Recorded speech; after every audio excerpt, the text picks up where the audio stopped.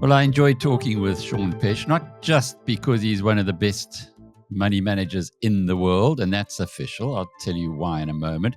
But because he does the most interesting things, and including, most recently, is meeting a guy called Howard Marks. Now, those of you who've been following BizNews for a while will know that Sean told me about this book some time ago. Ooh, I don't know how well you can see it. It seems to be a little bit...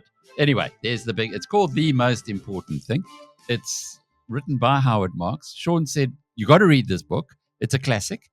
Well, it taught me all about second level thinking, or the concept of second level thinking. And that's something that Sean applies. Before we go into your meeting finally with Howard Marks, it's like I was talking to Byron Shepherd this week. He does a podcast here called Morning Shot.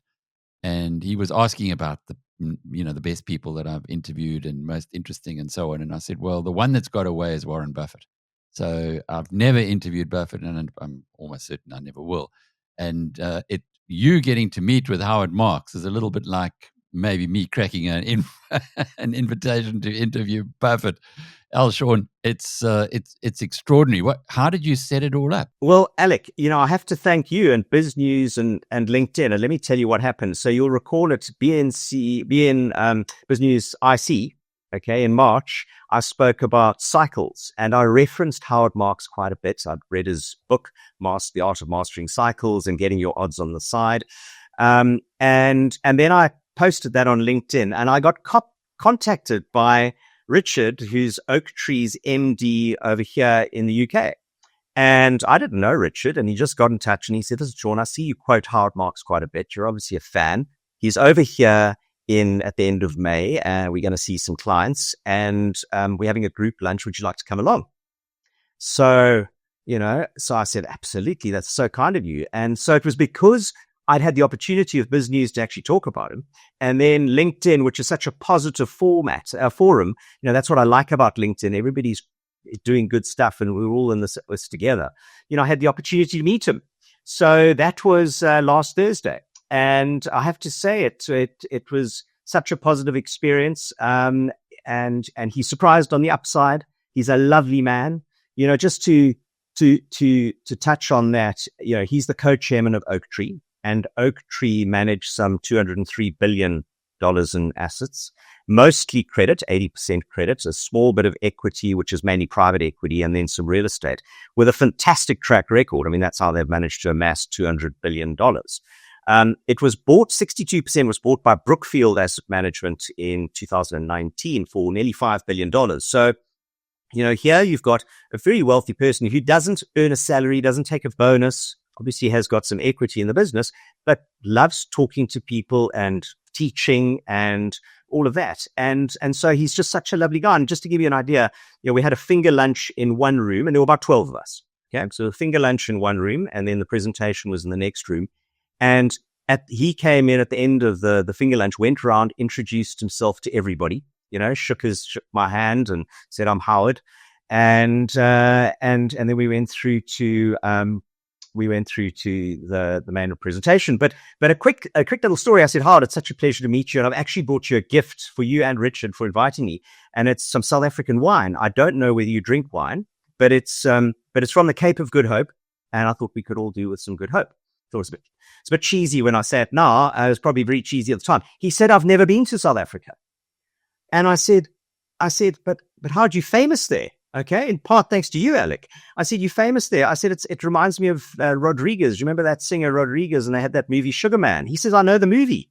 I said, "Well, the only difference is you're actually famous everywhere else. And Sugar Man was only famous in South Africa." He didn't know it. So anyway, that's how our conversation started. And then we went through, and he had a whiteboard, and it was a bit of Q&A. There was a bit of an intro. And I thought maybe I could just tell you some of the key takeaways that I got from that, What a pleasure. I'm looking forward to it, Sean, and you do this so well. It's almost like you do a presentation for us. But if you were to rank it on the highlights of your professional career, where would meeting Howard Marks and spending time with him rank? I mean, it's right up there. I remember when I first met the late Alan Gray and William Gray, I was invited to lunch, and at the time that was just massive. And this stacks up. That stacks up with that. When you get, I've never been to Omaha, and just things just haven't panned out. I was considering going this year, but I had a last year actually presentation in South Africa that I couldn't get out of, and so this was just amazing. And remember, this is the guy that Warren Buffett reads. Warren Buffett has said publicly, when there's a memo from Howard Marks in my inbox, that's what I read first. So, and he's obviously he referred to a lunch that he'd once had with Charlie Munger. It sounded like they spoke regularly, and he's a remarkable, he's 70, I think he's 78, but he is so sharp. And boy, I hope I'm going to be like that at 78 if I get there. So no, it was amazing. But he just does it because he's passionate about the industry, about thinking. He's such a good thinker, and in some of the things, even I asked him a question, which I'll tell you about in a second. But boom, straight to the second level thinking. It's just instinctive for him. So a real pleasure. I'm very fortunate. It's an interesting point that about thinking. Recently, I've been doing quite a lot of work on understanding how Elon Musk has been such an incredible entrepreneur, reshaping 3 industries, but not what he's done, but how he thinks. And he thinks differently to most people. He breaks it all down to what he calls first principles. What you taught me from the book of Howard Marks is to look at second level. Now, if you can apply first principles in the business that you're doing, in other words, what is it that you're actually trying to achieve in this business overall? What is it that you're wanting to do? And then you apply Howard Marks' second level thinking. My goodness, what a winning combination.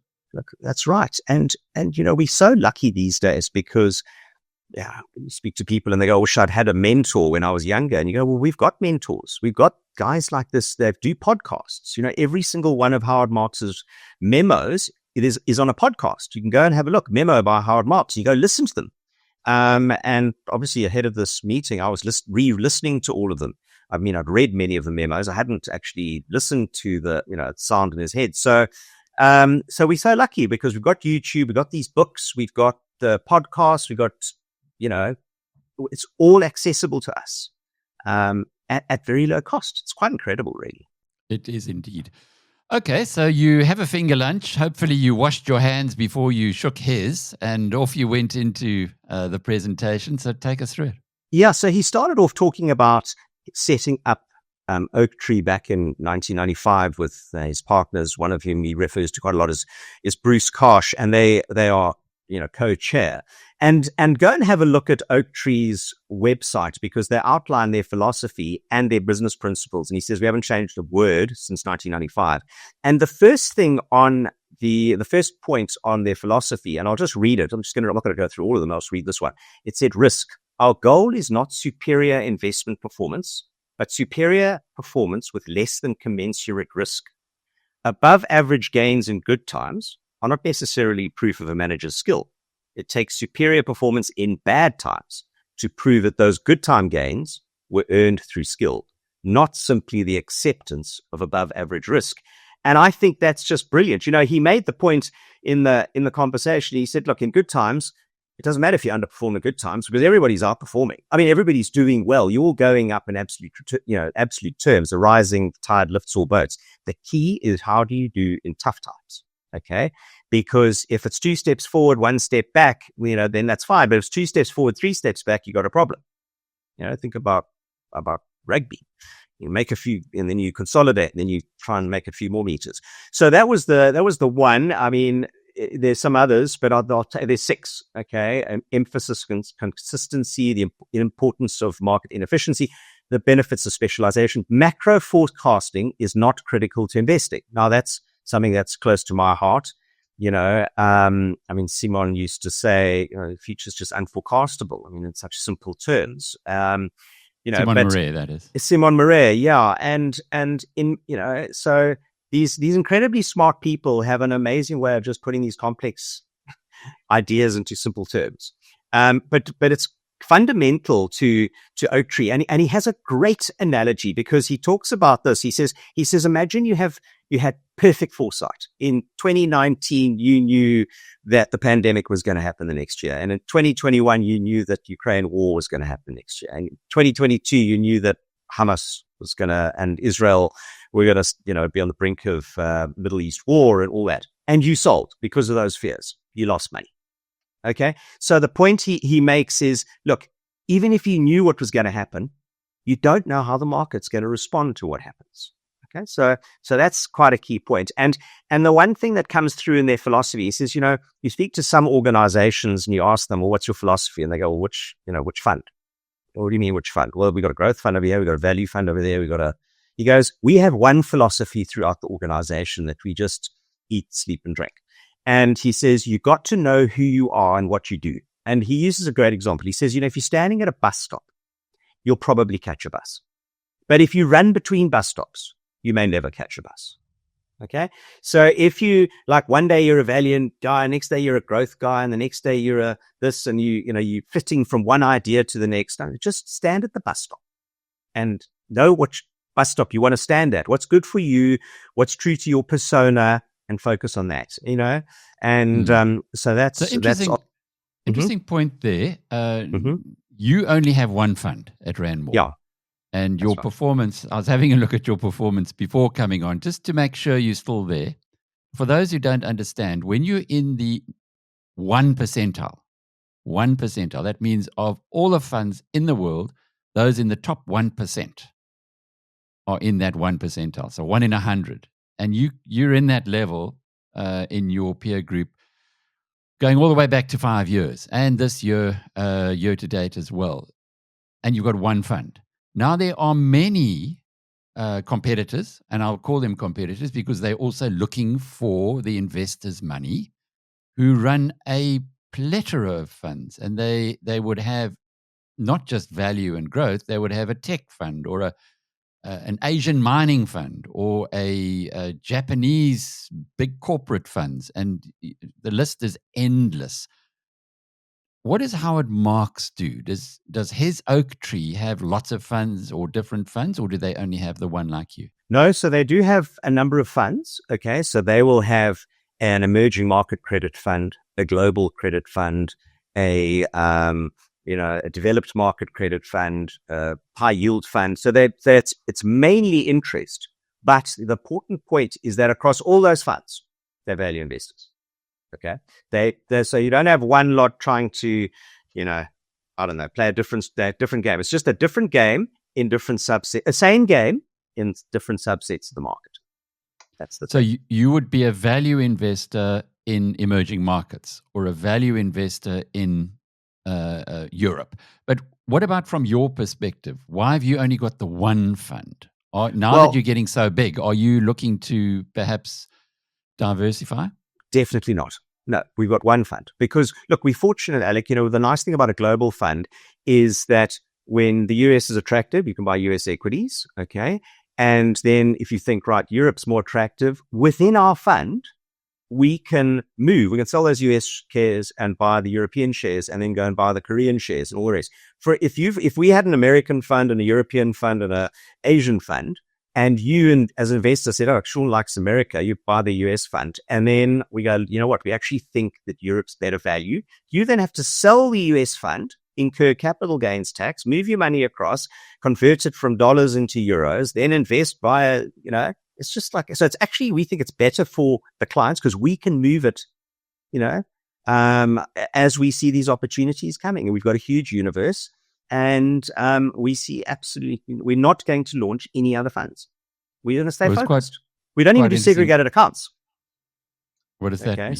So what does that mean? Well, you get a lot of fund managers do segregated accounts. So let's say you're a wealthy Swiss family office, and you come along and say, listen, I've got $100 million, okay, or a pension fund or whatever.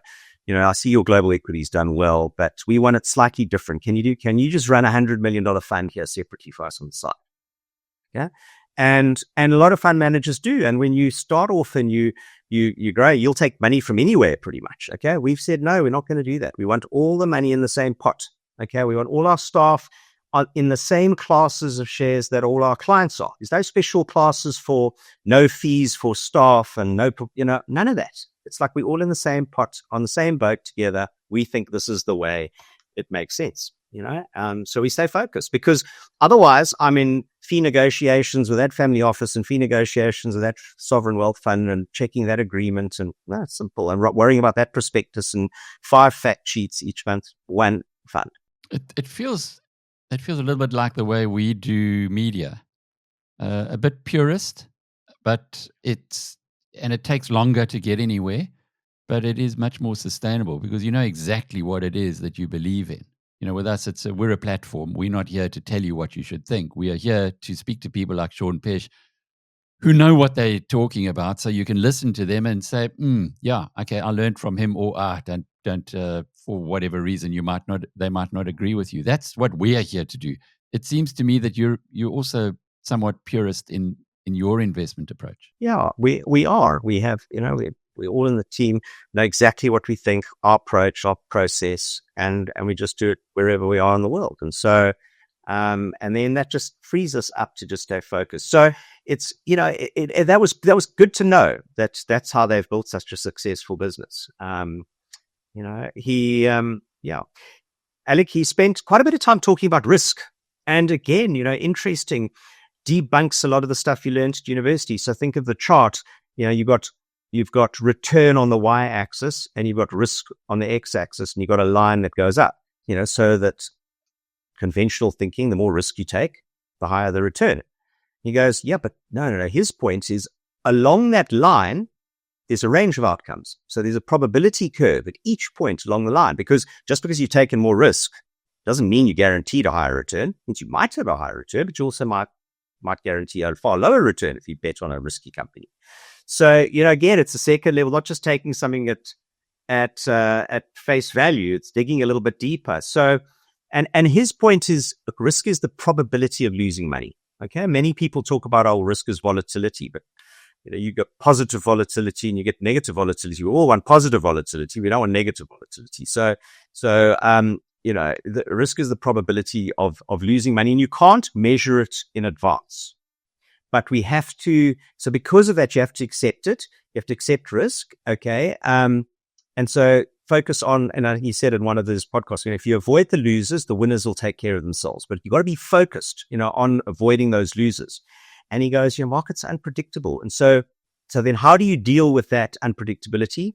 Well, you manage risk by a combination of debt and equity. That's how you manage risk. Okay. And he said, he says, if you look at many of the broker strategists, they suggest that the outcome of the next 10 years from the S&P 500 is going to be 2 to 3% a year. And he, he's a fixed income guy, but he doesn't wildly disagree with that. He says, when people tell him, I thought this is a good point. He goes, when people tell him, no, but the S&P, does 10% a year on average. He goes, yes, but not from 20 times earnings. Our starting point's 20 times earnings. So yes, S&P does 10% a year on average, but not from here. Okay. And so starting point, very important. Starting point. Yeah. And his exactly point, exactly what Buffett says as well. He says is that that a lot of the marketing, clearly, if you're trying to market a particular fund, you're going to pick your starting point very carefully. Whereas if you are looking to make the maximum return from it, you should be looking through the whole cycle rather than a point that would make the returns look better than they truly are. That's right. And which is, what's interesting is he says, if you look at their Oaktree's fixed income, they have, European fund, SICAV, that people can invest in. It's got 500 investments and its yields 8%. It's quite incredible. So you look at this, you've got a hugely diversified credit fund that's yielding 8% versus 2 to 3%. And he goes, he thinks debt is relatively attractive here. So I thought that was a good point to share. I actually asked him a question because after he's spoken about risk, when there were a lot of people asking questions, I said, how do you reconcile this common thinking that we must have high conviction with the fact that the future is just uncertain and risk? And he replied, he goes, again, second level thinking, he goes, listen, conviction's amazing if you have the skill and you are right. Okay. So So because I obviously reference Warren Buffett and going, this whole idea of diversification and all of that sort of stuff. But the key thing is you got to be right. You got to have the skill, and then you got to be right. And my takeaway was, look, if you've got the skills of Warren Buffett and Charlie Munger, go for it. Take big bets and big conviction. But otherwise, be humble and recognize there's an uncertain future, and manage your risk. But what about the skill in your own industry? For instance, if you were looking at asset managers and what asset managers to invest in, you would know pretty well who the guys are that you think are undervalued, and the companies that you think will offer a superior return. Whereas on the other hand, you'd pretty much know from your own industry, because you should be. If there's one thing you should know your own industry. You should know who to avoid. I guess there you might have conviction, but when you are playing a sports bet, for instance, you might think that the Sharks are going to win, but and you might have a lot of conviction that that's going to happen, but actually you don't know enough about the other side or the opponents to have the expertise that a guy like Marx would be suggesting you need. Yeah, I don't know, Alec. I think, you might know everything about both teams. You don't know how the ball's going to bounce. Okay. It could be a lucky bounce. Some guy kicks it, boom. And that's the same thing. So if you look at our top 10 only comprises about 26, 27% of the portfolio. Okay. We don't take big bets, and we don't feel like, we've done okay without taking big bets, because we want to play 5-day cricket. I'm going to stay at the crease for a long time. I don't want to play IPL cricket where I'm slugging or we're taking massive bets, and because that's how you get bowled, and we don't want to get bowled. So, so we'll rather smaller positions. We have the luxury of investing globally. So there's lots of choice. So that's what works for us. But I mean, everybody, we just learned up here. I've been in this game long enough. Stuff comes out of nowhere. The ball bounces like you didn't think it was going to bounce. Have you read much of Jordan Peterson's work? Yes, I have. Yeah. Order and Chaos. That's something that I'm also kind of rediscovering. The difference between order and chaos. It sounds to me like with investing, you should have a heck of a lot more order than chaos. In other words, be pretty sure that you don't lose money. Whereas in chaos, you could make a huge return, but you could lose it all as well. And in investing, that's not the game you want to play. Totally right. And look, you don't know what Trump's going to tweet. We don't know what the ECB is going to do. We don't know what's going to happen with Putin. There's lots of stuff you just don't know. So that's, on that point, he did get questioned about the current administration in the US. And he was obviously cautious about how he spoke about that. He said, look, if you think about the probability of an event, and you got a sort of normal distribution curve, okay? He said right at the end of you got that normal distribution curve, you got those things called fat tails, okay? And the risk is those are tails. The risk is, so Nassim Taleb, and he actually quoted Nassim Taleb, fooled by randomness in the discussion, where something comes left field, okay? Everyone's focused on the ball going down the back line, and then the scrum half picks it up and scores on, something comes out of left of field. He goes, unfortunately, with this administration, there's an increased likelihood of that happening. So those tails are a bit wider. Okay. But that can be good and bad.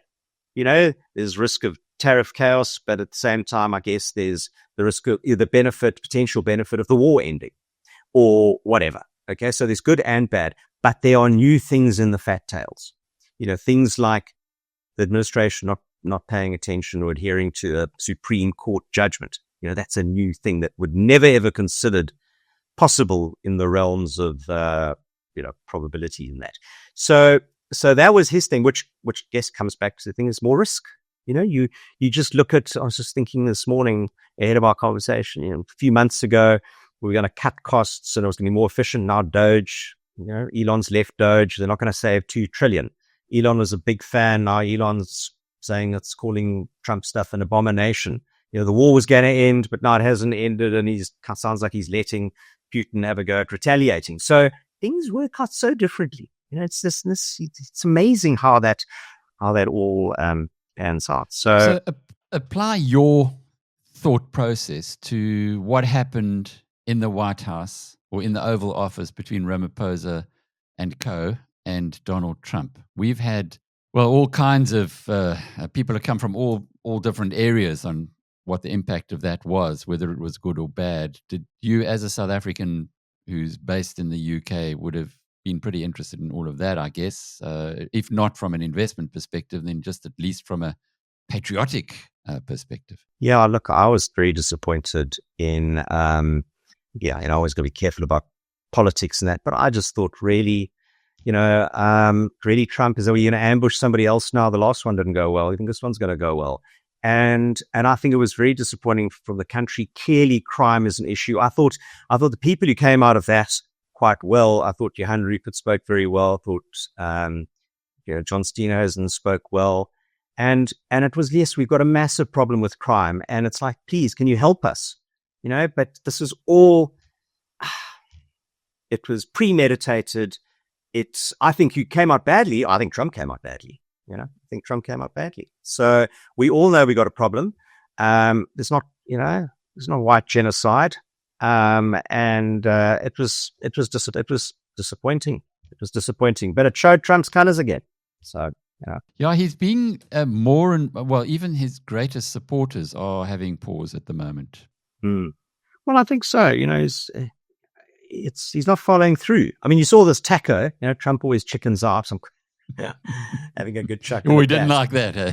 Oh, he did not like that. No, loves to call other people names, Sleepy Joe and all this other stuff. Okay, as soon as he gets called names, not happy. That's not a good sign, is it? So, forget about Trump, just anybody.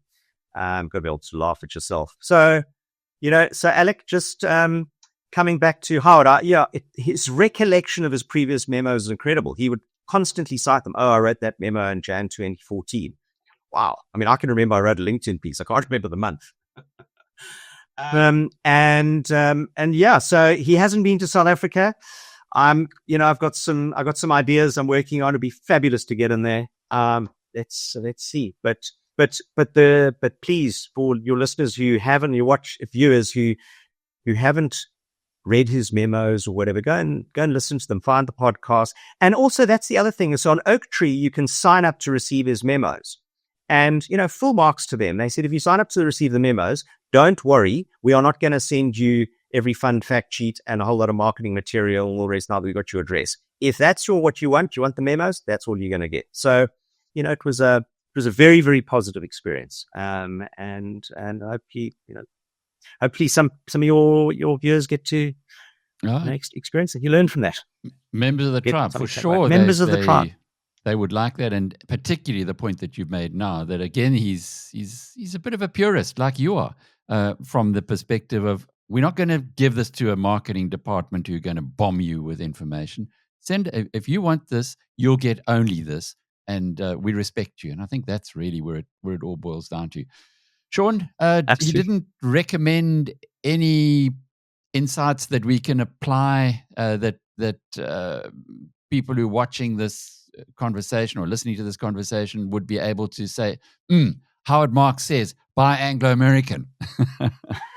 No. I mean, key takeaway, think about your risk. Think about who you are and what you want to do. Don't run from bus stop to bus stop. Think about how much, especially now, the markets, Europe's up 18% this year. The States is basically flat or up 1%. There's a lot going on. If you look at the CNN Feed and Greed and Fear Index, there's a whole lot of metrics. We're in greed. So think about how much volatility you can cope with and what your interest portion is on your portfolio. So I think those are probably the key takeaways, but he's got lots of good stuff on risk to think about, and he's a very sensible guy. And it was just such a pleasure to just down to earth, wander around, shaking everybody's hand, going, "I'm Howard." Is that who you are? So wonderful. Yeah, I was really, very privileged. Thanks, Alec. And thanks to BizNews for giving me the platform that actually led to the whole thing. Well, Sean, that's all we do, is we just expose your incredible skills and intellect and knowledge and wisdom to our community. And it's up to you to either be the wise man or the fool. And we know where you are. Congratulations again on what you've achieved. Magnus said the other day, I don't know if you picked it up, but he said, damn it, I shouldn't have done anything except just given all the money to Sean. And then I'd be caning Pete Viljoen at the moment. But anyway, he has at least allocated some of his portfolio in that R1 million challenge. I'm not sure where it stands, but I think last I saw Magnus was still trailing Pitt. And hopefully you're going to be able to, from his perspective, ensure that gap is really narrowed. Yeah. Super. Thanks, Alec. All right. Lovely to speak to you. And you. And Sean Peche is the founder of Ranmore. I'm Alec Hogg from BizNews.com.